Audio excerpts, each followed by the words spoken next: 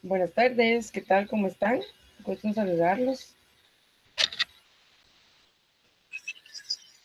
Jonathan, ¿cómo le va? Qué bueno, bien, gracias a Dios también. ¿Ya vio su nota?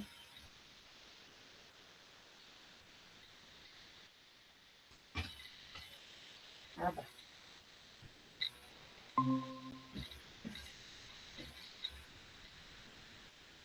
Bueno, fíjense que bienvenidos para los que están ingresando.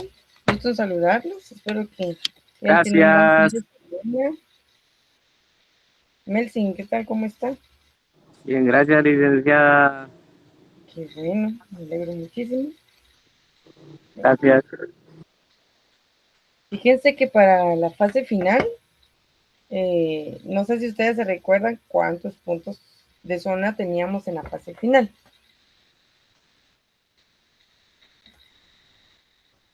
40, correcto. ¿Y de zona y parcial?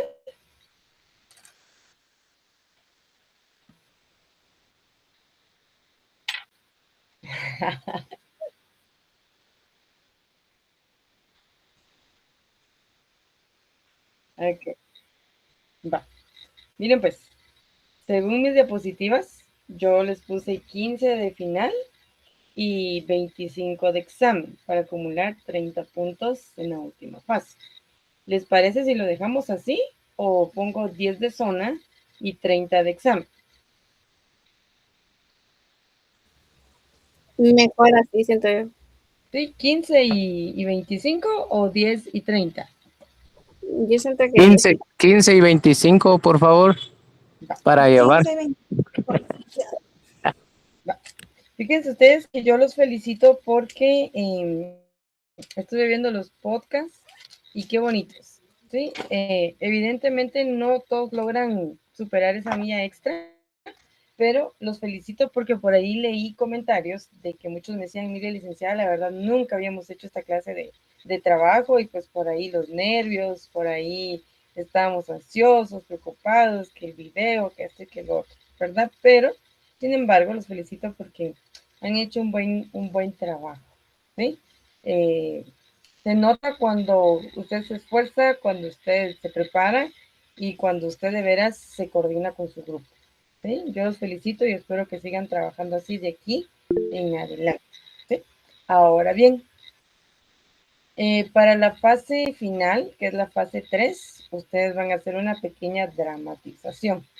Usted elige si lo hace en pareja, si lo hace en trío, si lo hace en cuarteto, ¿sí? Pero no es una dramatización cualquiera, ¿sí? Como esa de que usted, ay, nos vamos a disfrazar y tal. No, lo vamos a hacer en base a lo que es el curso. Hoy necesito que le ponga mucha atención a la clase porque del tema de hoy usted va a hacer una dramatización donde va a haber un terapeuta o un psicólogo y donde va a haber un cliente, ¿sí? Yo consideraría que lo trabajen en parejas para que no se puedan perder en los papeles, porque usted necesita prácticamente un psicólogo y un cliente, ¿sí? Ustedes van a buscar un caso, ya sea ficticio o de la vida real, ¿sí? Como a usted le parezca mejor. Mi consejo es de que usted busque un caso de la vida real, ¿sí? Donde la persona llegue con una crisis, llegue con un problema y ustedes van a investigar también, ¿sí? Porque yo no logro cubrir, perdón, toda la teoría en 4 sesiones. Es imposible, ¿sí? Para hablar solo de Carl Rogers, que se centra en el cliente, tal vez tendríamos que hablar de él todo el semestre para entrar a profundidad, pues, qué es lo que él hace, ¿sí? Entonces ustedes van a investigar, van a preparar un guión, van a hacer la dramatización y se van a grabar, ¿sí? Ahora bien, usted puede usar su creatividad. Puede usar una bata, puede usar una tableta con papeles, puede simular un consultorio, puede incluso la persona que ustedes quieran elegir para que sea el paciente, si es mujer, puede ser un hombre, se puede disfrazar, no sé. Eso ya queda creatividad de cada uno, ¿sí? Lo que yo quiero es que de veras usted use su creatividad, de que usted se esfuerce para que valgan la pena esos 15 puntos. ¿Sí? Y así usted ya entre, pues, desocupado a lo que es el examen final, ¿sí? Ahora bien, yo tengo a varios que ya tienen 60 de zona entre las dos fases, ¿sí? Ya prácticamente le falta un puntito para llegar a lo que es aprobar el curso. Mi sugerencia es que se esfuerce y que le pegue el 40, porque si pudo sacar 60, ¿por qué no va a sacar 40? ¿Sí? Para que así saque un 100, ¿verdad? Ahora bien, sí me preocupa porque tengo a varios que tienen 32 de zona, 35, 36. Eso significa que sí o sí en la fase final tiene que sacar un 30 para salir raspadito. Yo de veras no quisiera que nadie se quede o deje el curso. Primero, porque si a usted le cuesta de veras pagar una mensualidad de 500, por ejemplo, de mensualidad que ustedes pagan, o sea, no se recargue con 200 más, ¿sí? Aparte de eso, el examen de recuperación, si no estoy mal, es presencial, ¿sí? Entonces, aparte de eso, usted tiene que estudiar todo lo que vimos durante el semestre. Son 40 puntos, es examen escrito, ¿sí? Entonces, mejor póngase pilas, échele pilas ahorita a la última parte, por favor. No, el examen de recuperación, ¿sí? Sí. Es lo que no quiero yo, que usted llegue al examen de recuperación. Miren, pues, ¿por qué no quiero yo que llegue usted al examen de recuperación? Primero, porque debe de invertir 200 quetzales. Segundo, porque entonces tiene que llegar a la sede y presentarse para hacer el examen. Usted y yo tendríamos que llegar, ¿verdad? Para que yo lo pueda evaluar. Viene todo lo del semestre. Es más complicado ganar, ¿sí? Ahí no es elección múltiple. Ahí es donde usted contesta. Preguntas abiertas y usted contesta, ¿sí? Entonces, échele ganas porque sí se puede. Explíquese un poquito más para los que tienen baja zona, por favor. ¿Sí? Bueno. Licenciada, entonces ahorita tenemos 15 de zona, entonces vamos a poner 15 de zona y 25 del examen. Correcto, para que le sumen 40. Y la dramatización va a valer 15 puntos, entonces. Sí, así es. Por Ok. ahí ya se va a dar cuenta que se divide la mitad en el trabajo escrito y la otra mitad en la dramatización. Evidentemente, si hay buenos trabajos, pongo los puntos extras. Ahorita en el podcast yo di 2 puntos extras a varios, ¿sí? Entonces, esfuércese, ya es lo último. Prácticamente el semestre ya se nos está terminando, ¿sí? Ahora bien, no sé si ya les pasaron la información de una película que van a estar pasando en la sede del Colegio Integral Americano CIA.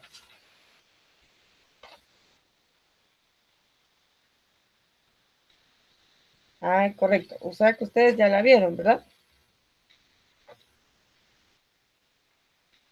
Ah, ok. Muy bien.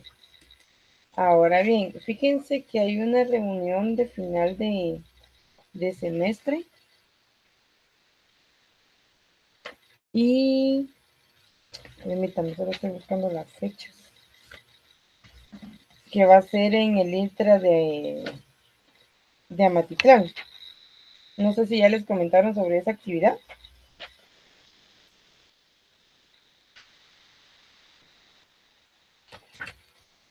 ¿No? ¿A nadie? No, licenciada.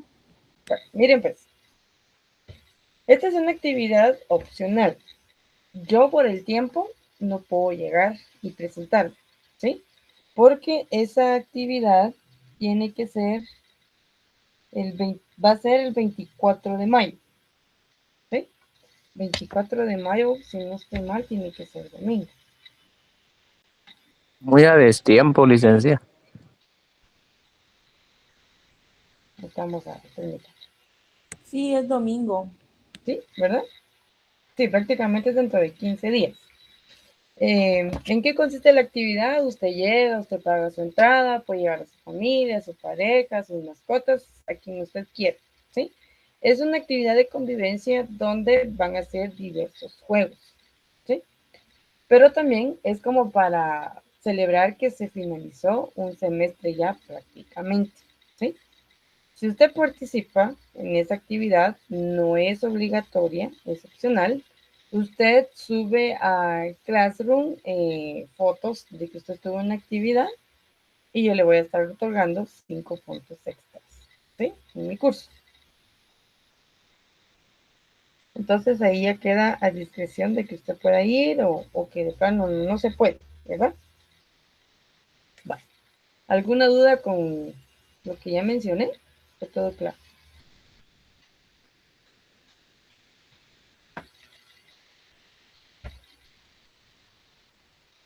¿No? Licenciada, ¿en qué fecha es? La actividad de ir a Matitlán, al Parque Recreativo, al ITRA, 24 de mayo.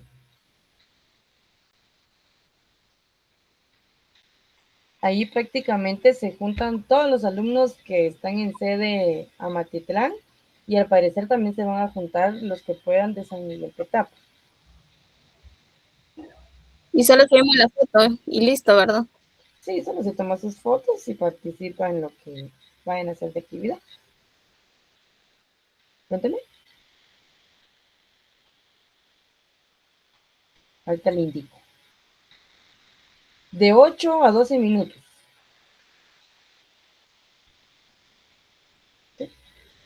Y esa es una dramatización grabada, ¿verdad? Ya solo la subimos para que usted la pueda ver personalmente o Correcto. va a estar en el Así grupo. como hicimos con el podcast, usted sube el link y ya yo me meto a ver su dramatización.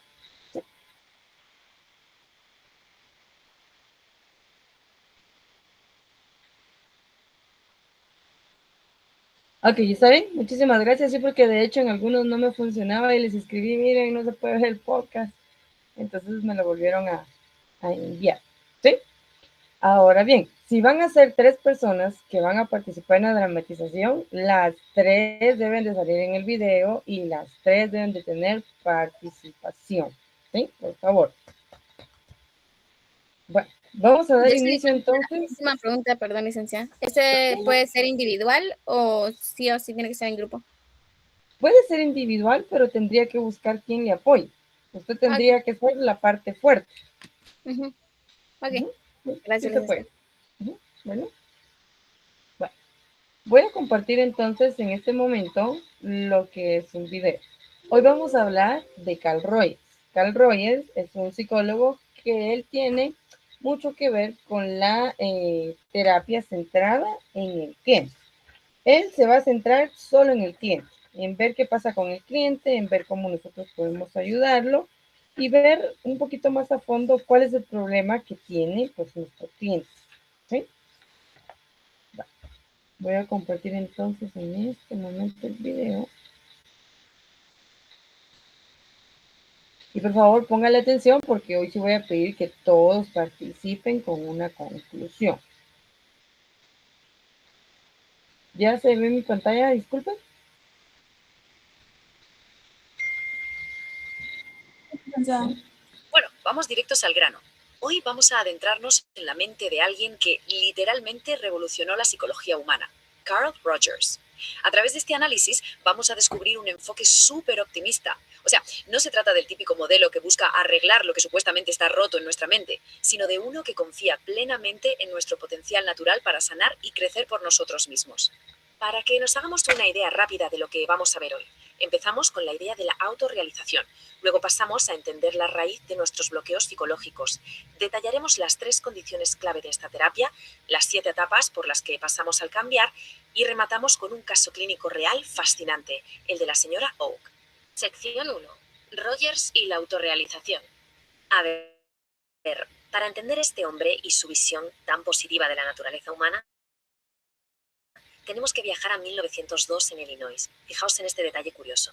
Rogers empezó en un seminario teológico, sí, teología, pero luego pegó un volantazo radical hacia la psicología clínica y educacional en la Universidad de Columbia. Y la verdad, ese cambio fue exactamente lo que cimentó esa fe tan inquebrantable que tenía en el potencial humano. Si echamos un vistazo rápido a su vida, vemos una trayectoria dedicada 100% a comprender a las personas. Se sacó el doctorado en el 31. Dio clases en varias universidades y en el 68 fundó el famoso Centro de Estudios de la Persona en California. Lo que es una auténtica locura es cómo consiguió irrumpir en una época donde un psicoanálisis súper rígido y directivo era lo único que mandaba. Rogers desafió todo ese status quo y lo siguió haciendo hasta que falleció en el 87.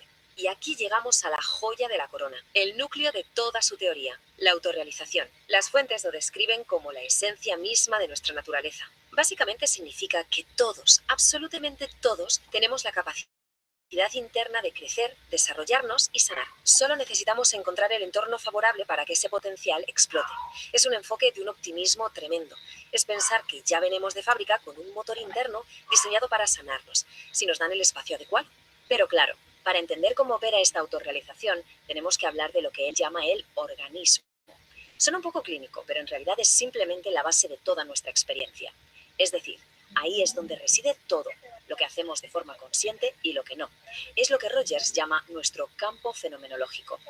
La regla de oro aquí, según esta perspectiva, es que para ser auténticos tenemos que conectar profundamente con ese organismo nuestro. Pasamos a la sección 2, la raíz de la desadaptación. Y aquí surge la gran pregunta. Si estamos programados naturalmente para crecer y estar bien, ¿por qué narices sufrimos tanto a nivel psicológico?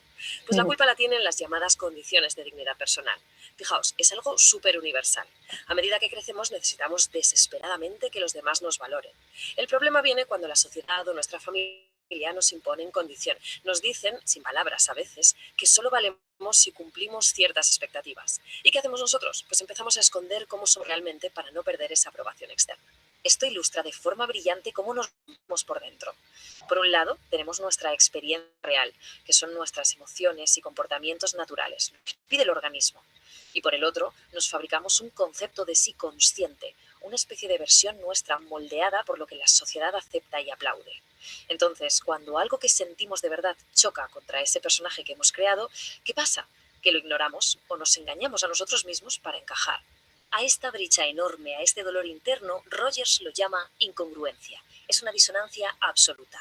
De repente empezamos a ver nuestras propias emociones naturales como una amenaza, lo cual hace saltar todas nuestras alarmas y mecanismos de defensa.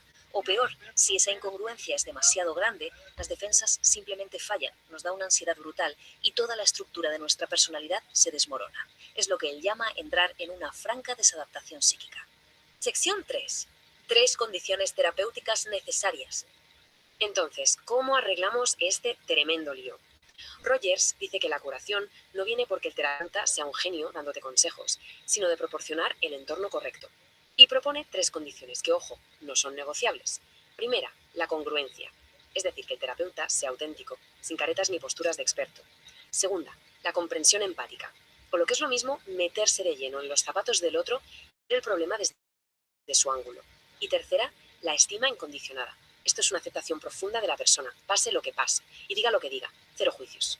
Todo esto toma forma en una técnica que conocemos como el espejo cálido. Es un enfoque súper revolucionario porque es totalmente no directivo. El terapeuta no te dice cómo vivir tu vida ni te impone normas. Se limita a reflejar lo que estás sintiendo, devolviéndotelo como un espejo seguro y súper cálido.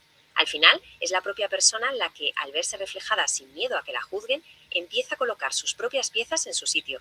Uno mismo es quien vuelve a dirigir su camino hacia la autorrealización. Vamos con la sección 4. 7 etapas de cambio. Cuando logramos crear ese entorno perfecto con esas 3 condiciones, el cambio ocurre casi como un engranaje. Al principio, en las etapas 1 y 2, hay muchísima resistencia, es lo normal. La comunicación es súper rígida, la persona solo habla del tiempo, de cosas externas, y sus propios sentimientos los percibe como si fueran de un completo extraño. Es un estado de bloqueo emocional absoluto. Pero claro, a medida que ese espejo cálido va haciendo efecto, empieza una especie de auténtico deshielo. De las etapas 3 a la 5, las cosas empiezan a fluir mucho mejor. Y aquí hay un detalle clave. Los sentimientos ya empiezan a contarse en tiempo presente, se viven en el ahora. La mente gana una flexibilidad increíble y de repente esas contradicciones que antes daban tanto terror empiezan a afrontarse cara a cara. Nos empezamos a hacer responsables de nosotros mismos. Y el triunfo absoluto del proceso llega en las etapas 6 y 7. Las emociones ya fluyen sin ningún tipo de barrera hasta sus últimas consecuencias. Y hasta se nota a nivel físico con una relajación brutal. La persona recupera esa confianza básica en su propia brújula interna. Este marco es poderosísimo porque nos demuestra que, al reconectar con nuestro organismo real, volvemos a coger las riendas de nuestra vida desde dentro, con una claridad impresionante. Y llegamos a la sección 5, el caso de la señora Oak. Para que toda esta teoría cobre vida de verdad, vamos a meternos directamente en la 8ª sesión de un caso clínico súper documentado, la señora Oak. El escenario es bastante revelador. Esta mujer llevaba toda su vida controlando cada uno de sus movimientos para mantener contentos a los demás. Pero de repente empieza a despojarse de esa primera capa de defensa y lo que encuentra debajo la deja completamente en shock. Descubre una amargura inmensa y unas ganas casi asesinas de vengarse de un mundo que siente que le ha estafado. Mirad exactamente lo que dice en la transcripción. Se le nota la voz tensa, con un nudo en la garganta, y suelta. Me siento amargada, realmente, espantosamente amargada. Creo que lo que probablemente siento es algo así como que he sido engañada. Esto que estamos escuchando es, literalmente, su experiencia real, rompiendo el hielo y saliendo a la superficie con una fuerza brutal. Y ahora, fijaos bien en la respuesta del terapeuta. No hay ni una sola pizca de juicio. No le dice, venga, anímate, ni está mal sentir tanta rabia. Aplica de forma magistral el espejo cálido. Le refleja ese sentimiento con total exactitud, validando la intensidad de lo que siente, con una autenticidad y una empatía total. Básicamente, le ofrece un espacio 100% seguro para seguir explorando ese dolor que tenía guardado. El resultado de esto es que unas cuantas sesiones después, al sentirse tan profundamente validada, llega el gran momento de ruptura. La señora Oak trasciende esa amargura y esa rabia defensiva y conecta con la verdadera herida que hay debajo. Llorando, admite sentirse culpable y reconoce algo súper vulnerable, que tiene una necesidad inmensa de sentir lástima y compasión por sí misma, algo que hasta entonces le aterraba confesar. Claro, es justo aquí donde esas condiciones de dignidad impuestas por la sociedad intentan frenarla otra vez. A ver, nuestra cultura castiga muchísimo eso de tenerse lástima a uno mismo, pero el terapeuta, con una empatía súper tierna, neutraliza ese veneno cultural de un plumazo. Le viene a decir que sus lágrimas son verdaderas y comprensibles, ofreciéndole esa estima incondicional. Esto es lo que le permite a ella aceptar su herida sin que su mundo se desmorone. Para cerrar esa explicación de hoy, el texto fuente nos deja botando una pregunta súper provocadora, un debate que, de hecho, sigue súper vivo en la psicología actual. Las condiciones necesarias para promover un proceso terapéutico, o sea, la autenticidad, la empatía y la aceptación total, ¿son por sí solas también condiciones suficientes para curar a alguien? Bueno, es una reflexión espectacular sobre el inmenso poder curativo que tiene la empatía humana. Y sobre todo es un recordatorio de que si encontramos el entorno adecuado, nuestro impulso natural por sanar y autorrealizarnos es, sin ninguna duda, una de las fuerzas más imparables de la naturaleza humana. Bueno, vamos. Bueno, vamos a ver qué piensa Jonathan.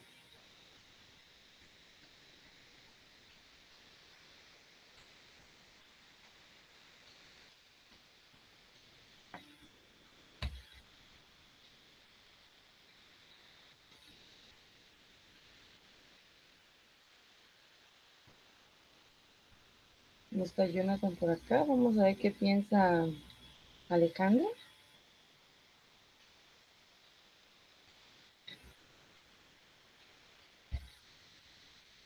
No, no está Alejandra. Lucía.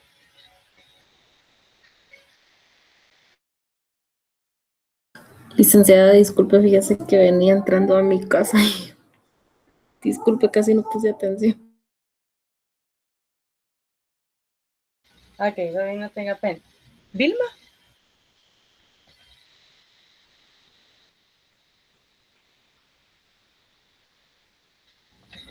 Licenciada, buenas tardes. Fíjese que estoy también casi porque solo venía escuchando en el camino, pero y no comprendí mucho el video, perdone. Ok, no hay pena. Gracias, Silvia. mía. Bueno.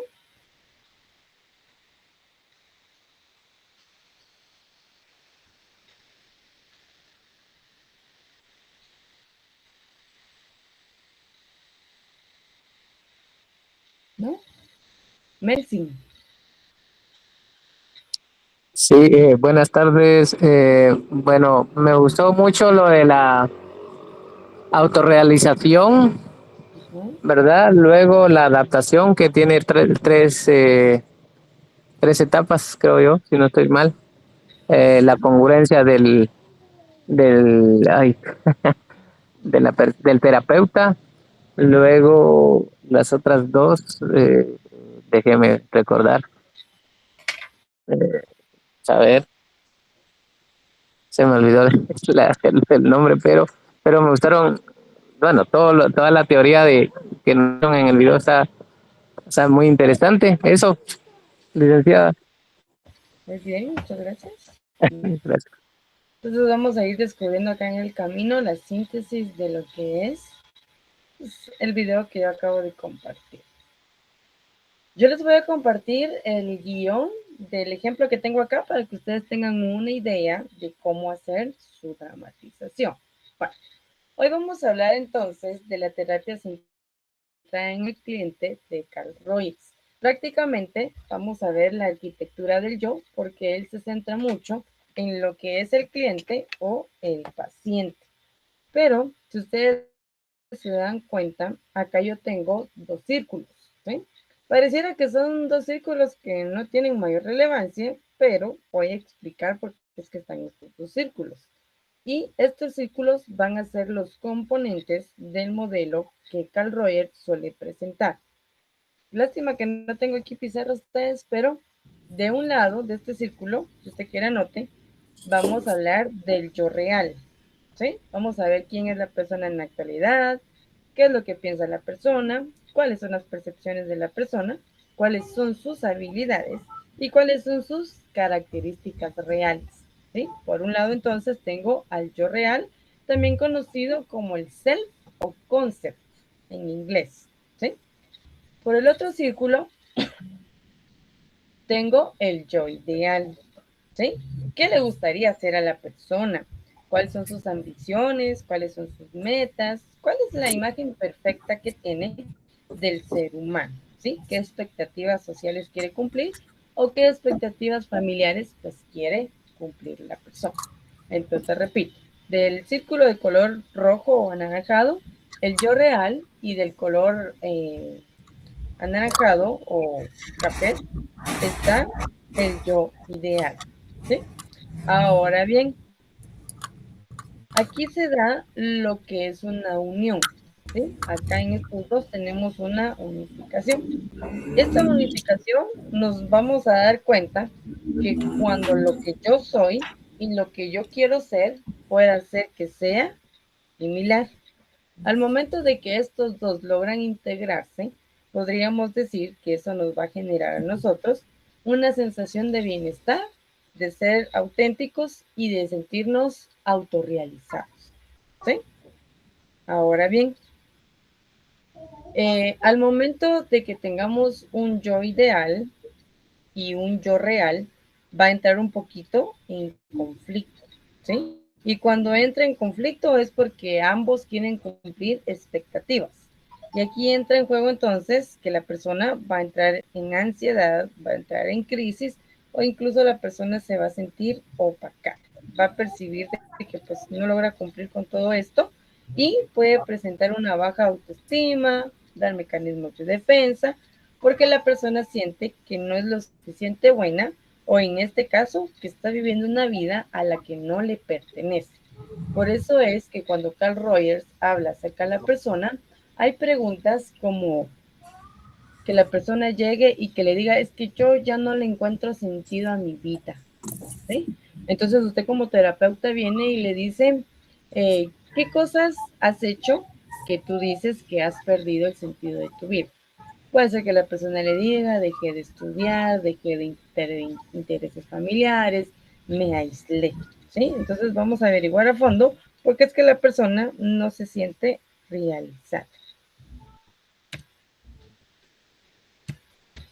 Ahora bien, ¿sí? A quien me levantó la mano, lo escucho. Licenciada, perdone solo un minuto. Este tipo de terapia se puede aplicar a cualquier de la persona o está enfocada más a, no sé, tal vez a personas más jóvenes. No, esta se puede aplicar a cualquier edad. Por ejemplo, Muy bien. con un niño que digamos, los papás se están separando, ¿sí? Y llevaron al niño porque está portándose mal, no está haciendo caso y muchas situaciones. Entonces usted en terapia le puede decir al nene, ¿por qué crees tú que no te sientes valorado en casa? ¿Sí? Entonces el nene le va a decir es que ya no me quieren, ya no me ponen atención, ¿verdad?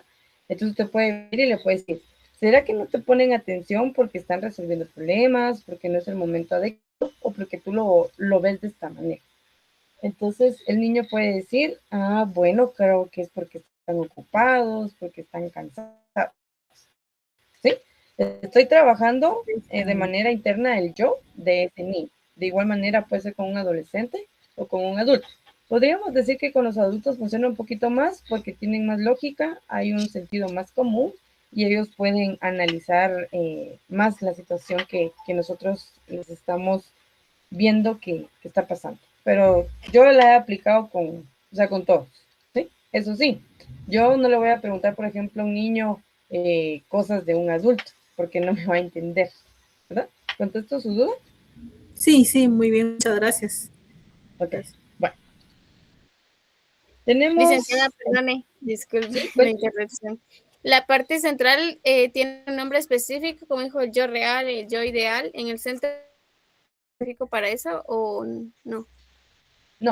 no tenemos un centro porque en teoría nosotros nos visualizamos, o sea, como les dijera yo, usted se idealiza futuro, ¿sí? O sea, ¿cómo voy a ser yo de aquí a 5 años? Ya me veo profesional, ya me veo con una clínica. Ese es el yo ideal, idealizamos, ¿sí? Claro. Mientras que el yo real es usted viviendo el momento, ¿sí? Mi sueño era dentro de 5 años graduarme, pero me quedé sin trabajo y ya no voy a tener dinero, ya no voy a poder seguir estudiando. Entonces hay un conflicto, porque ese yo ideal que usted idealizó a 5 años no va a poder cumplir esas metas. Entonces se frustra, tiene baja autoestima, entra así como diciendo, ay, no sirvo, nadie me contrata. ¿Sí? ¿Me quedó su duda o no? No, sí, sí. Gracias, licenciada. Ok, va. En este axioma fundamental vamos a ver la naturaleza humana. Para Rogers, él fue un ser humano intrínsecamente racional, social, progresivo y realista, ¿sí? Porque pues él se enfoca en estudiar cómo es que la persona o el paciente se desenvuelve, ¿sí? Ahora bien, entra en juego la psique porque entra en juego los pensamientos, las emociones y cómo es que la persona está internamente estructurada, ¿sí? Ahora bien, él habla un poquito acerca de la autorrealización. ¿Sí? Si ustedes se recuerdan, Abraham Maslow es el pionero de la autorrealización, pero Carl Rogers también viene y apoya esto, porque él se da cuenta que nosotros, los seres humanos, tenemos dos propósitos, crecer y actuar sobre nuestro propio cuerpo o organismo. ¿Sí? A medida que vamos creciendo, nosotros vamos mejorando en todos nuestros aspectos. ¿Sí? Por ejemplo, si usted se cambió de trabajo y usted sabe que va a ganar mejor, usted sabe que el ambiente laboral es mejor, pues increíblemente uno cambia de actitud, cambia de vestimenta, está más animado, está como más atento porque usted sabe que el lugar donde está lo amerita. ¿Sí? Carl Rogers se da cuenta que el individuo posee en sí mismo todas las capacidades que pueda desarrollar para poder enfrentar cualquier circunstancia, ¿sí? Ahora bien, Carl Rogers viene y él se da cuenta que se va a centrar en la terapia centrada en el cliente o en la terapia no directiva, que significa lo mismo, ¿sí? Él viene y se da cuenta que debido a centrarse en el paciente o en el cliente, pues hay que de veras increíblemente desatar una gran empatía entre el paciente, ¿sí? Porque usted escucha, porque usted se pone en los zapatos de la persona. Ahora bien, si usted se preguntara por ahí, licenciada, ¿qué es un axioma? Un axioma es una verdad que no necesita ser demostrada. Por eso es que lo pongo aquí, la naturaleza humana, ¿sí? Porque tenemos las capacidades, tenemos las habilidades para potenciarnos como seres humanos y buscar lo que es la autorrealización. Licenciada, perdone, ¿podría repetir el significado del axioma? Disculpe. ¿Sí? ¿Con gusto? ¿Es una verdad? No, ¿qué dijo? Es una verdad que no necesita demostración. Ah, excelente, gracias. Muy bien. Bueno, Tenemos la anatomía de la experiencia. Tengo tres características. Tengo lo que es el organismo, el campo fenomenológico y el concepto de sí, en este caso es el yo, o sea, usted mismo. Ahora bien, acá vamos a ver cómo es que tenemos tres capas para que usted conozca que en estas tres capas se va forjando o se va construyendo la identidad de cada ser humano. Y voy con la primera. En el organismo lo vemos como el centro o el núcleo de esas tres capas porque va a representar la base biológica y psicológica del ser humano. Y esto se va a basar en que el ser humano pues centra todo su potencial en su experiencia, ¿sí? Pero como base entonces va a necesitar su biología y su psicología. Ahora bien, ¿por qué la experiencia? Porque en la experiencia ocurren todos los procesos vitales y los deseos más básicos que la persona tiene con su día a día. Pero Rogers viene y se da cuenta que nuestro cuerpo sabe, en este caso, qué es bueno para nosotros, ¿sí? Por ejemplo, si usted tiene hambre, ¿qué tiene que hacer? comer, Comer. Si tiene sueño, ¿qué tiene que hacer? mimir. Entonces nos damos cuenta que aquí se fija que hay un profundo encuentro con el propio organismo. Es donde entonces nosotros aprendemos a escuchar nuestros instintos naturales antes de que sean filtrados o que sean percibidos por el pensamiento social. Si usted tiene hambre, usted no viene y le empieza a contar a todo el mundo, fíjate que tengo hambre, ¿qué puedo hacer? O sea, su naturaleza y su organismo le dice qué es lo que debe de hacer, ¿sí? Es por eso que voy un poquito con lo que hablábamos, lo del axioma, porque es algo que no se puede, o sea, reflejar, o sea, de manera consciente, usted viene y es como tengo hambre, bueno, voy a comer, ¿sí? Ahora bien, me voy al campo fenomenológico. Este se va a centrar en la realidad total del ser humano, porque acá cuenta que el mundo es subjetivo, que el mundo es nosotros nos damos cuenta cómo lo percibimos, ¿sí? Acá con esto quiero decir que nosotros vamos a incluir nuestros recuerdos, nuestras emociones y nuestras percepciones actualmente, ¿sí? Por eso es que dice que la totalidad de las experiencias son conscientes e inconscientes dependiendo de cómo la persona perciba su realidad. ¿Por qué entra en juego el consciente e el inconsciente? Porque todo lo que nosotros vamos experimentando en un momento dado va a ser en el aquí, ¿sí? Después me voy al concepto del sí o el yo. Esta es como la capa externa o la capa que cubre a las otras dos y esta es la que va a interactuar con el entorno social, ¿sí? ¿Por qué? Porque aquí nosotros vamos a ser conscientes de que nosotros nos tenemos a nosotros mismos. ¿Y cómo voy a ser consciente de que me tengo a mí misma o a mí mismo? Porque soy inteligente, porque soy extrovertido, porque soy introvertido, porque soy buen profesional, porque soy colaborador, porque soy creativo, porque soy dinámico, ¿sí? Entonces aquí hago conciencia de lo que tengo yo misma, ¿sí? A mí el año pasado me querían mandar a dar unas tutorías personalizadas a una nena de San Cristóbal, pero la mayoría de las tutorías eran en inglés. Yo tenía que ir a reforzar inglés. Yo inglés no sé así como full, sé lo básico porque en su momento yo estudié. Entonces yo le decía a mi jefa, mire, usted le digo yo, pero no me mande, le decía yo. ¿Por qué no me dice si sos bien pilas? Porque mi fuerte no es el inglés. Y si yo voy a ir a dar una tutoría personalizada, en teoría tengo que ir a dar un trabajo de calidad. Y yo sé que esa no es mi habilidad, ¿sí? Yo me conozco a mí mismo. Y ella me dijo, no, pero mira, puedes llegar, puedes traducir con tu teléfono, esto y lo otro. Y yo le dije, no, no puedo, porque yo tengo que pronunciar la nena en teoría. Si le voy a dar una tutoría es para nivelarla, y en vez de nivelarla, tal vez le voy a perjudicar. Y, ay, no. Yo le dije, mire, de veras, yo agradezco mucho que haya confiado en mí, pero no, no puedo. ¿Sí? Entonces ahí es donde usted se va conociendo. Ahora bien, aquí hay un punto de reflexión, lo que es la necesidad de estima.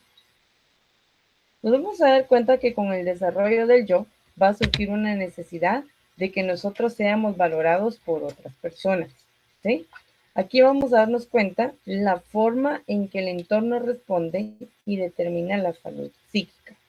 Yo espero que usted no sea de las personas que está constantemente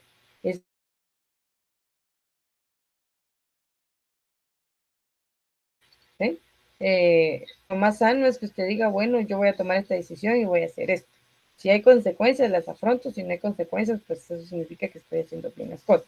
Hay muchas personas que ahora en la actualidad sí esperan a ser aprobadas por X o por Y o yo, otra persona. Yo hace 3 años tenía el inconveniente que cualquier decisión fuerte que tenía que tomar era como primero le consultaba a mi mamá. Y en una de esas mi mamá me regañó, porque incluso hasta, por ejemplo, meterme a una deuda, por ejemplo, es como, mamá, mira tal cosa. Y me dijo, mira, necesito que vos empieces a tomar tus propias decisiones, porque ¿qué va a pasar el día que yo no esté? No vas a saber tomar tus propias decisiones, ¿sí? Entonces ahí sí he ido aprendiendo yo, así a consultar, pero ya no a depender de qué sí puedo hacer y qué no puedo hacer. Tengo un estima condicionado y tengo un estima incondicionado. Ambas tienen un origen, ambas tienen un efecto y ambas tienen un resultado. Roger se da cuenta que el motor del desarrollo de la personalidad es la necesidad de estima, o en este caso, consideración positiva, porque aquí es donde el entorno social puede potenciarnos o puede frenar nuestro crecimiento, ¿sí? Voy con el estima condicional. Hay un origen. Personas significativas otorgan valor solo si se cumplen ciertas normas.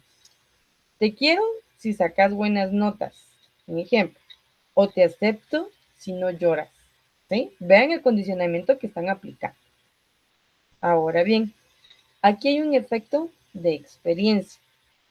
Para que nosotros no perdamos el cariño, no perdamos a la persona esté siempre con nosotros, vamos a sentir en algún dado punto una rabia si esa persona se va o nos quita algo, ¿sí?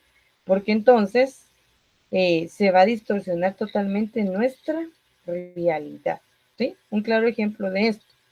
Si se siente rabia, pero esa rabia no se la quita a alguien, puede hacer que se distorsione su realidad y que diga que la persona está enojada con ella misma, ¿sí? Que yo diga, mira, hoy estoy molesto y lo otro, y como nadie me hace conmigo, ¿sí? Viene otra persona y lo ve y le dice, mira, ¿y por qué estás enojado? Y uno, no, no estoy enojado y no tengo nada, ¿sí? Ahora bien, hay un resultado. Se crea un falso yo, ¿sí? La persona vive para cumplir expectativas ajenas, lo que nos va generando una ansiedad porque su yo real y su yo ideal entran en conflicto, ¿sí? Lamentablemente nosotros muchas veces vivimos para complacer a otras personas, no para complacernos nosotros mismos. Y cuando no complazco a otra persona, entro en conflicto. ¿Sí? Voy con la siguiente. Estima incondicional. Aquí va a ser la aceptación total de la persona por el simple hecho de poder existir, independientemente de sus conductas. Porque aquí entonces empieza una relación de madre a hijo. Ahora bien, hay un efecto de la experiencia. Al no tener un miedo a perder el vínculo, la persona puede ser honesta con lo que siente, porque no necesita ocultar partes de su personalidad. ¿Sí? Por ejemplo, la persona está en una relación donde ya no hay amor. ¿Sí? La persona en este caso, al estar bien, viene y le dice, mira, quiero ser honesto, quiero ser honesta contigo, ya no me traes, ya no siento amor y necesito que termine. ¿Sí? En teoría eso deberíamos de hacer todos, pero uno viene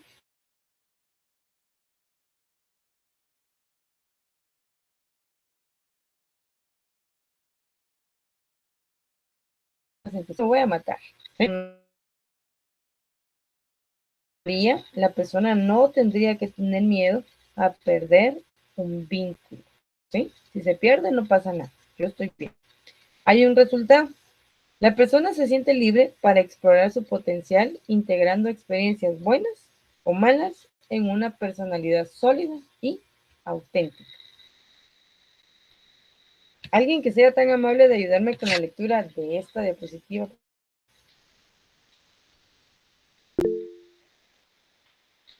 Y a los dos que activaron, uno que hable ahorita y el otro me ayuda despacito.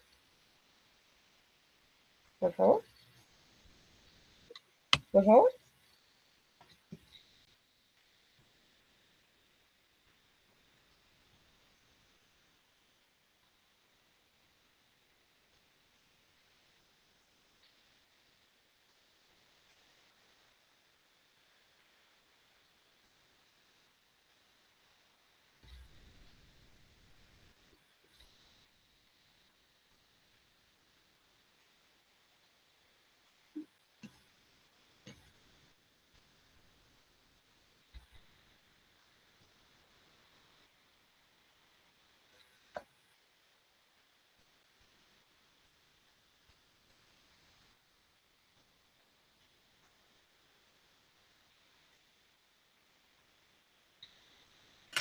Ignoradas.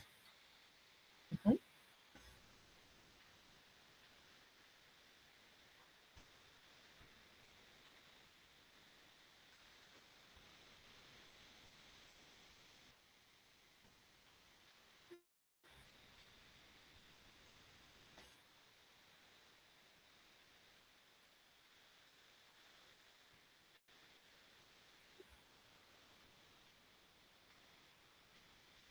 Gracias.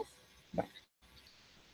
Si ustedes se dan cuenta, en el primero tengo el esquema que presenté al inicio de la clase, en la primera diapositiva.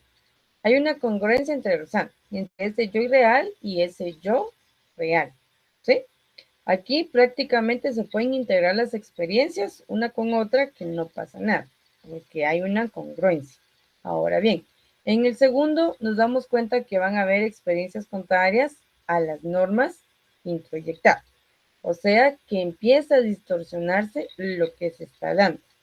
En este caso, la persona vive experiencias en las que no encaja o que cree que la persona pues no es ahí su lugar.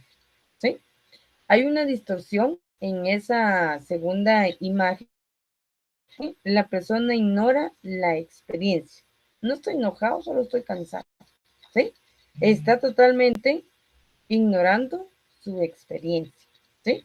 Hay una consecuencia porque hay una tensión interna y se da la sensación de no ser uno mismo.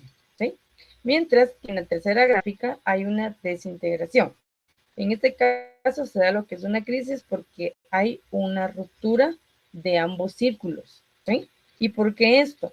Porque entre la realidad, que va a ser la experiencia, y el autoconcepto, que va a ser tan grande, vamos a ir negando diferentes experiencias o distorsionando las experiencias. Aquí hay una ruptura en ambos porque colapsa el yo, ¿sí? En este caso, el ser humano siente que su identidad se desmorona, que es a lo que comúnmente nosotros le llamamos una crisis nerviosa o un episodio de ansiedad. Pero tendría que generarse lo que es un cambio. Aunque es doloroso, Rogers dice que la desintegración es un momento crítico donde la persona, al no poder sostener más su yo ideal, puede reconstruirse de manera más auténtica y congruente. La otra persona que me ayude a leer esta, por favor. Gracias, a quien levantó la manita. El bucle de la desadaptación. Condiciones introyectadas. El sujeto incorpora normas sociales a su propia autoestima. Disonancia. Las experiencias reales chocan en el yo condicionado. Mecanismos de defensa. Se niegan o distorsionan las experiencias amenazantes. Ansiedad. La experiencia y la conducta se dividen en dos direcciones. Desorganización. Si la brecha es muy grande, las defensas se rompen. Las experiencias incoherentes inundan la conciencia. Gracias. El bucle puede funcionar como un proceso cíclico que nos va a explicar a nosotros cómo se va dando el malestar psicológico cuando nosotros nos alejamos de nuestra esencia para complacer al entorno. Yo pregunto, alguien que active su micrófono, ¿cómo se siente cuando complace a todo el mundo menos a él mismo?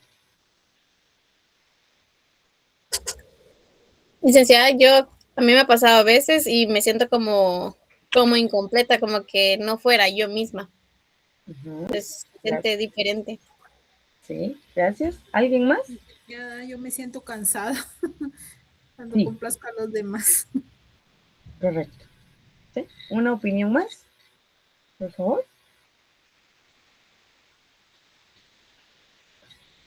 ¿No?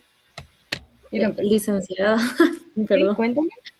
A mí me pasa que cuando yo quiero complacer a los demás, regularmente me siento como vacía, es porque como que no me nace, pero sé que lo tengo que hacer.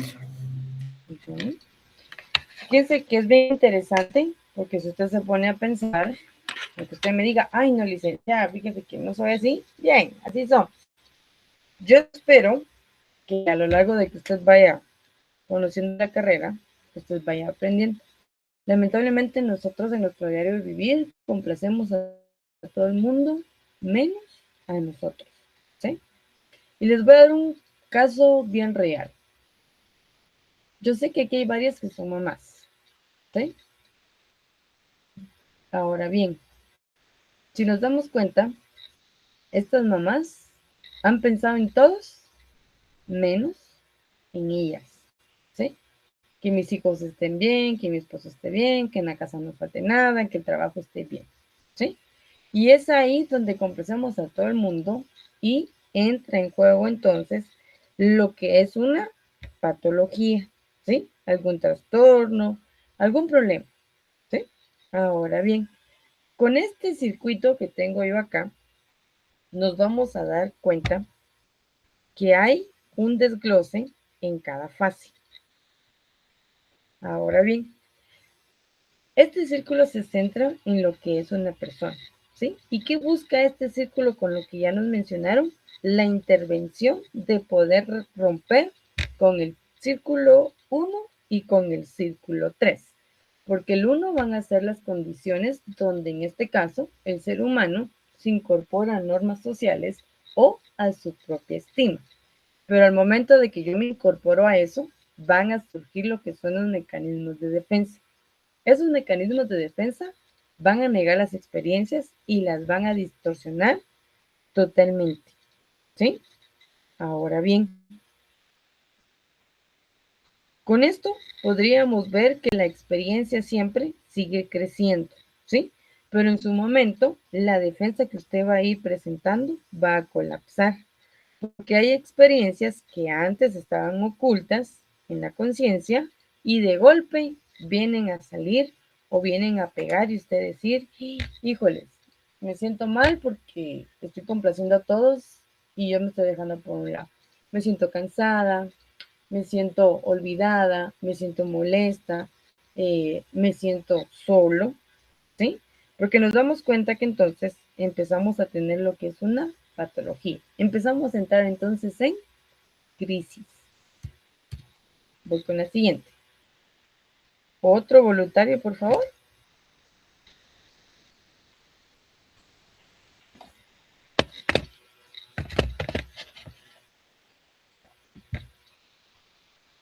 ¿No? Bueno, El cambio de, ay, sí, por favor. disculpe, Lic.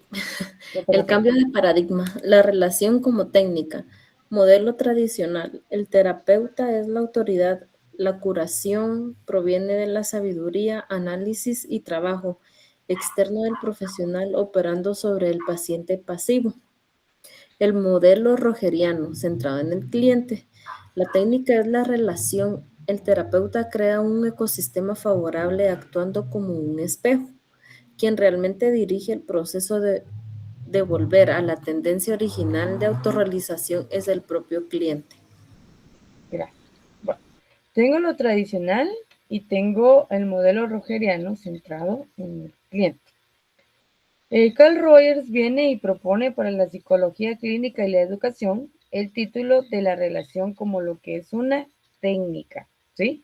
Porque él rompe con la idea de que el terapeuta debe de aplicar en comillas trucos o procedimientos externos, porque en este caso debe de surgir lo que es el vínculo humano y lo que realmente es sano para todos esos vínculos.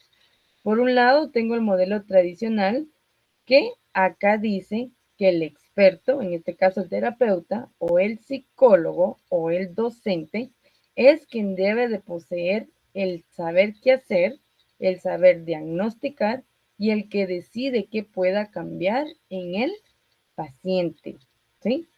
Pero acá hablamos del paciente pasivo, porque el paciente pasivo se considera una persona rota que que necesita ser reparada, en este caso, desde afuera. Entonces, prácticamente hay una curación de algo que se le hace al paciente dentro de la terapia.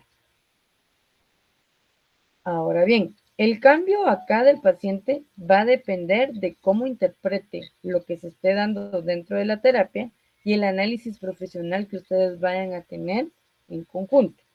Mientras que por el otro lado, ese modelo rogeriano dice que está representando lo que es un círculo que va expandiendo las propias flechas, si lo ven por acá, a un lente o a un espejo. Aquí entra entonces la técnica de relación. No se trata de lo que haga el terapeuta, sino de quién es el terapeuta en la relación. ¿Será que el terapeuta es congruente? ¿Será que el terapeuta es empático? ¿Y será que el terapeuta es aceptante? ¿Sí? Hace años conmigo llegó una señorita de 19 años que estaba en la universidad y que tenía el problema porque ella tenía novia. ¿Sí? Estoy hablando entonces de un tema de lesbianismo. ¿Sí? Yo en ese momento estaba en contra de todos esos temas, pero yo sí me tuve que ser muy empática y aceptar las ideas que ella tenía en su momento. Porque imagínense que yo le diga, ay, no, los que son lesbianos se van a ir al infierno. O sea, yo salgo con ese comentario y la persona se va, ya no viene. ¿Sí? Ahora bien, hay un ecosistema en este modelo. Ese ecosistema dice que el profesional, en este caso ustedes, no curan. ¿Sí? Cuidado con eso, porque hay muchas personas que llegan y le dicen, ay, licenciado, licenciada, aquí le traigo a mi hijo para que lo cure. Usted no es médico, ¿sí? No curamos, ¿sí? Sino que en este caso nosotros vamos a crear un clima para que entonces el cliente active todas esas emociones, sensaciones y pensamientos para entrar en razón del problema a abordar. Pero dice que el terapeuta actúa como un espejo. ¿Por qué? Porque vamos a tener una función de reflejar la experiencia del cliente sin juzgar para poder permitirle que el cliente sea quien él pueda dirigir su proceso de autorrealización. ¿Sí? Entonces, ese modelo rogeriano se va a también poder ver la autonomía que se le devuelve al individuo.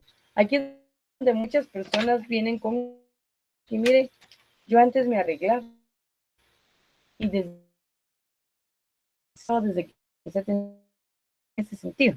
Entonces usted viene y tiene que devolver esa autonomía, tiene que levantar la autoestima para que a lo largo de las sesiones su paciente le diga, ay, mire, licenciada, fíjese que hoy sí me apuré un poquito, me organicé, me puse guapa, me puse guapo y sigo con mis necesidades, con mis oficios y todo lo demás. Estoy regresando a la autonomía de la persona.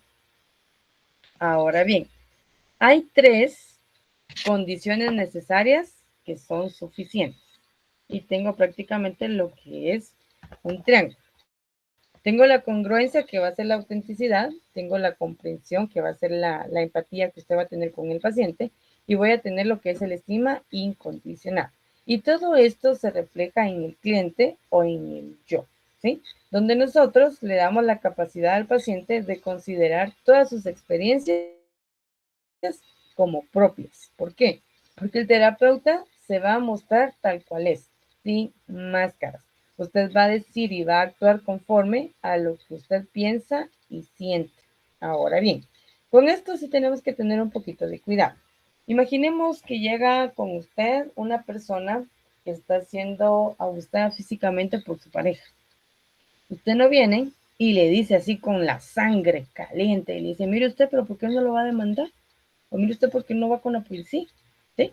Eso va a generar conflicto. Usted puede orientar, usted puede dar las directrices para decirle a la persona que pues lo que queda es demandar. Se los digo por experiencia propia. Cuando yo empecé a hacer práctica para poder graduarme, yo tenía una señora que llegaba conmigo porque la esposa le pegaba a ella y le pegaba a los 2 hijos ya adolescentes. Y yo así como toda empoderada y todo, y así como frustrada, porque yo decía, pero ¿por qué le pega? Le dije, mire, vaya a demandar. Y le dije, mire, puedo ir a tal número y así. Miren ustedes, yo prácticamente casi que ya me sentía que yo iba con la señora.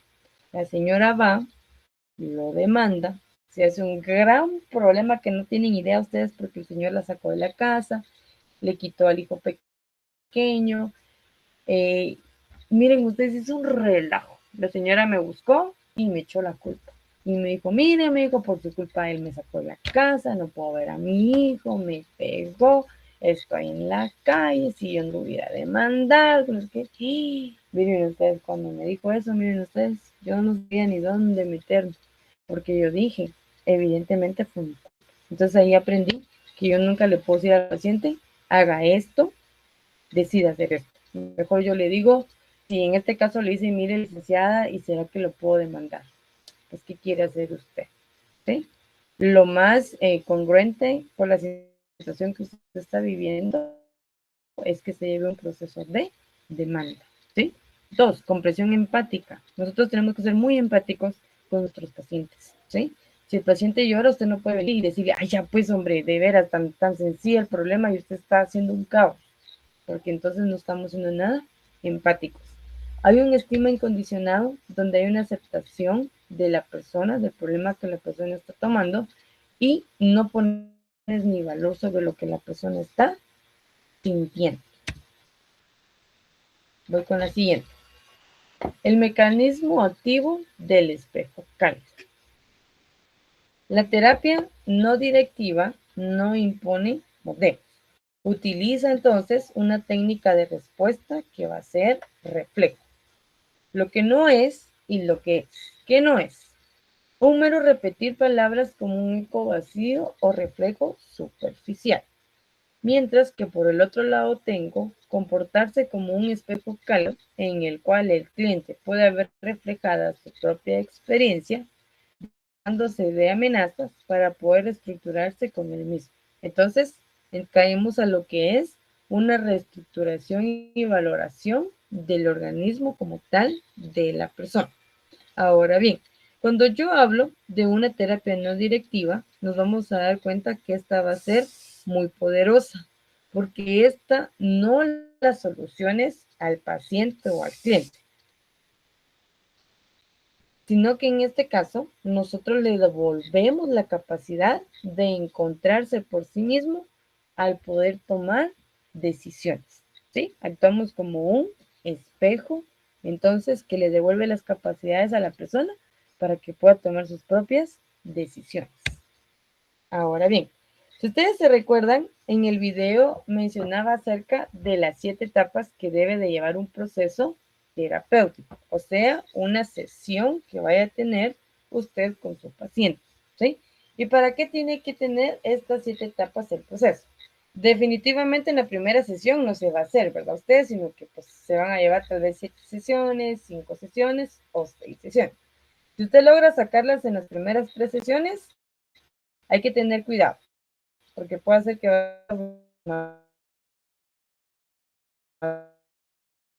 ¿para qué nos van a servir estas 7 etapas? Primera etapa, nos damos cuenta que hay un bloqueo. Hay una resistencia que la persona nos cuente qué es lo que está pasando, ¿sí? Etapa 2, hay una externalidad. Los problemas se perciben como ajenos. Yo no sé si ustedes a veces, tal vez los que ya son padres y tienen hijos adolescentes, vienen los patojos y les dicen, papá, fíjate o mamá, fíjate que a tal amigo le pasa una experiencia. ¿Tú qué pensás? ¿Sí? Si usted no ha cachado, esa experiencia puede ser que le esté pasando a su hijo, pero como tiene problema o le da pena que sepan que es él, lo pone como otra persona. Y muchos pacientes vienen y sí, ay, es que mire que mi mamá tal cosa, ay, es que mire que mi pareja tal cosa, ¿sí? Cuando realmente el problema es la persona, ¿sí? Ahora bien, la fase 3. Aquí el cliente empieza a hablar de sentimientos, pero habla de sus sentimientos como si fueran impasables. Yo antes me sentía así. Mentira, se está sintiendo así en el momento, ¿sí? Para que usted lo vaya cachando por ahí. 4. El presente rígido. Los sentimientos de la persona empiezan a ser actuales, empiezan a ser lo más real de su actualidad. Aquí la persona empieza a emerger, pero se describe de forma intelectualizada o casi como objetos extraños. Aquí la persona no va a fluir con la emoción, pero ya no puede negarla, ¿sí? Número 5, el enfrentamiento. Aquí hay un conflicto activo. El cliente va a expresar sus emociones, sus sentimientos con libertad y se da cuenta que él solito se está llevando la contraria, que es incongruente y que no se le entiende. Entonces aquí sí hay mucho trabajo terapéutico por hacer, porque la persona nos cuenta, pero de ahí se da cuenta, ay no, pues que ni yo me entiendo, ¿sí? O sea, ¿qué está pasando ahí? Número 6, hay una fluidez inmediata.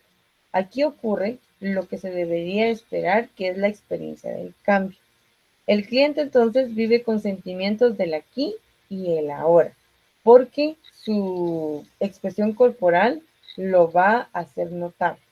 Ya no hay una lucha contra lo que siente, sino que en este caso acepta lo que está sintiendo sin miedo a lo que vaya a pasar para después llegar a una integración que va a ser el punto máximo donde el ser humano entiende que el yo no es algo estático, sino que es un proceso dinámico y constante.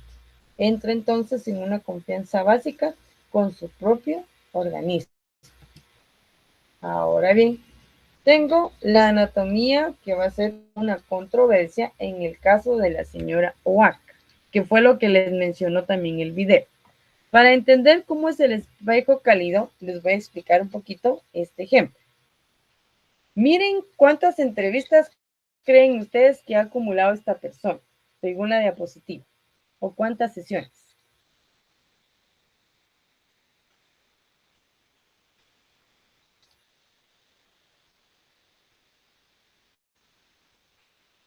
¿No? Prácticamente podríamos hablar que ya va por la entrevista número 31. ¿Sí? Carl Rogers también dice que las entrevistas pueden ser sesiones, que son simulativos. Bueno, en entrevista 8 se descubre que la persona, en este caso la señora Oak, tiene una amargura intensa y un deseo de venganza porque ha sido engañada. ¿Sí? Vea cómo empieza la entrevista número 8. Pasa el tiempo y en entrevista 31 el proceso se interrumpe. La señora Oak se siente bloqueada emocionalmente, tiene un sentimiento de pugna por surgir, pero la cultura la reprime. Bueno, aquí nos vamos a dar cuenta que Carl Rogers, con este ejemplo de la señora Oak, nos da una pequeña ilustración de cómo va a funcionar entonces el espejo cálido a largo plazo. Primero, tiene que haber un propósito, ¿sí?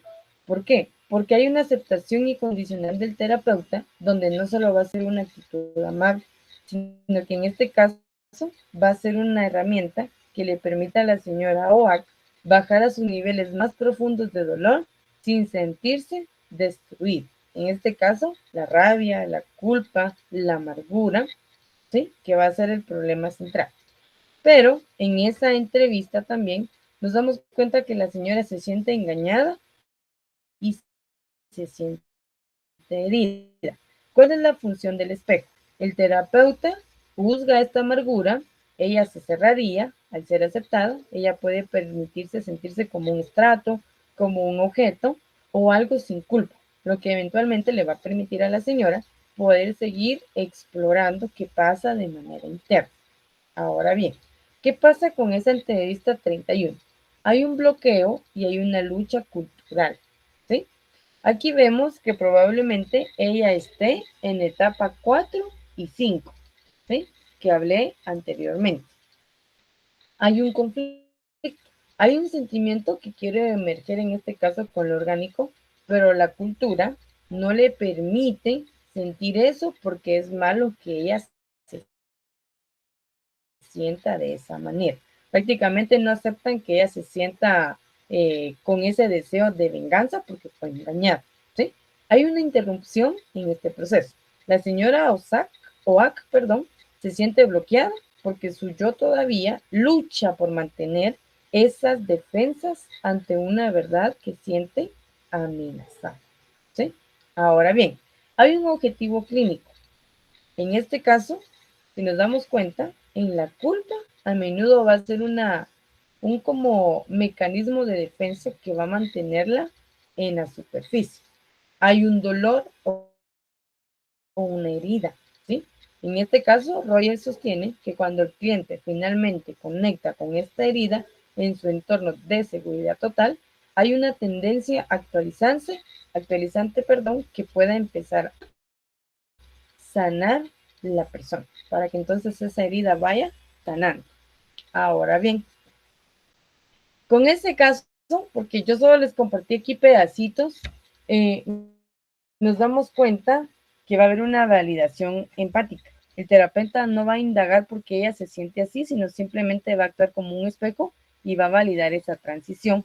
Por ejemplo, en este caso, la señora Osaka, que va a ser el cliente, dice, tengo la sensación de que no es precisamente la culpa, pero llora. Es que me siento terriblemente herida. Usted como terapeuta viene y le dice, eso no es culpa, eso es un sentido de estar muy herida, ¿sí? Hay una proyección desarticulada. En este caso, la cliente habla de otros niños, pero el terapeuta percibe que está hablando de sí mismo.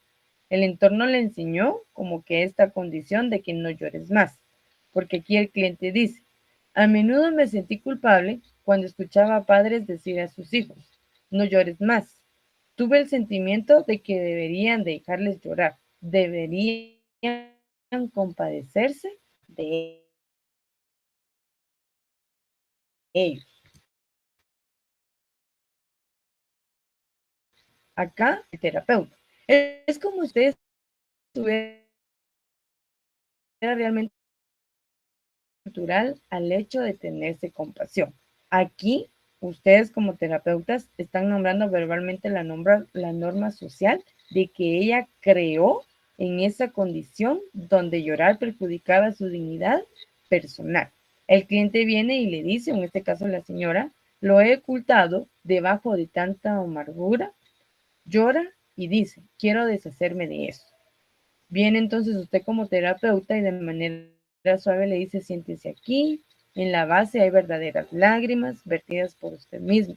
Lo ha recubierto de una amargura que le ha degradado, lo que parece estar afirmando que no es, en este caso sufro y he tratado de ocultar. Entonces viene ella y le responde, yo no lo sabía, ¿sí? Hay una reorganización del yo, donde esa experiencia previamente inconsciente y negada entra a la conciencia para que en este caso no se entre en conflicto, pero que la persona sí sea consciente de la situación. En conclusión, vamos a ver que la confianza va a radicar en el organismo. La perspectiva fenomenológica de Carl Rogers transforma la psicoterapia a un respeto por la originalidad de la persona. ¿Por qué? Porque el comportamiento sí tiene sentido. Hay una capacidad innata donde la persona no es ciega ni incontrolable, ¿sí? Hay una libertad como consecuencia donde la verdadera curación no va a ser el fruto de un trabajo directivo del terapeuta, sino de la liberación, de potencial al ser humano. Entonces, basta con que ustedes proporcionen las condiciones necesarias para que el organismo haga el resto. ¿Alguna duda hasta acá o algún comentario? ¿No? Les voy a compartir este capítulo para que usted pueda entenderlo más a fondo, aunque yo traté de ponerlo más preciso para que pudiera entender cómo es que se aplica todo esto que platicamos el día de hoy. ¿Alguien por aquí levantó su manita? Sí, licenciada, yo, disculpe. Fíjese que solo tengo una duda en relación al punto del yo, pero en el conocimiento, ¿cómo podríamos como evaluar? O sea, si el conocimiento no caemos, conocemos poco, pero creemos que conocemos mucho, o tal vez sí tenemos conocimiento del tema y siempre estamos como pensando que o nos subestimamos. Ok. Aquí entra la autoevaluación. El yo va a ser usted, ¿sí? Ujú. Si ya estoy dando una terapia y yo creo que ya sé mucho, pues se tiene que ver reflejado en los resultados de mi paciente.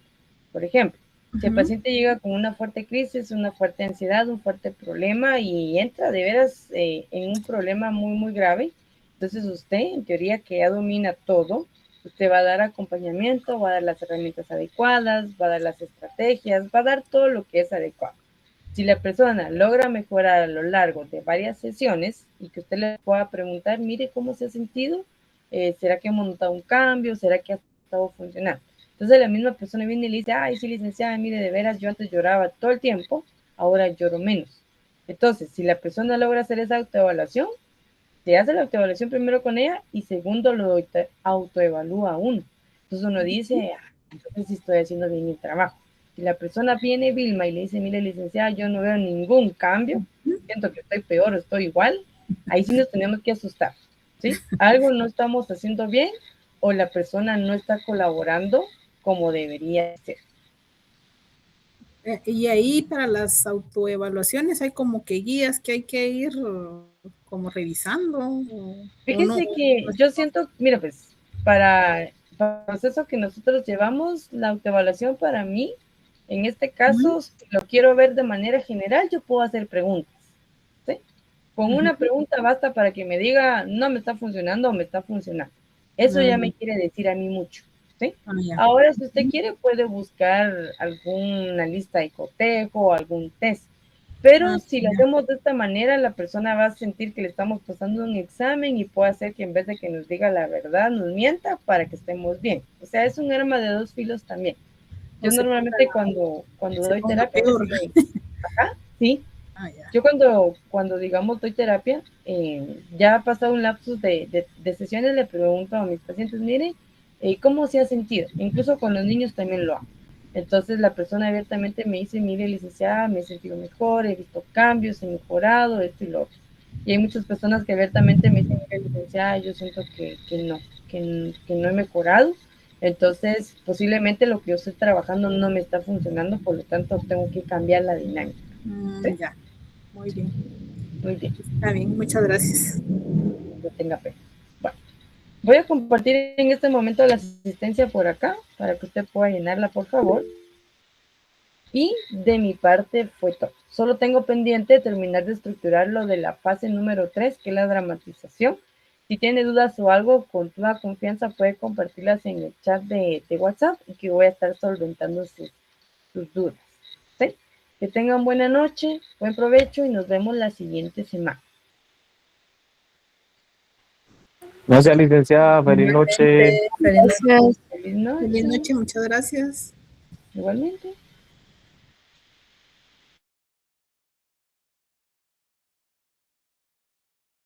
Feliz noche.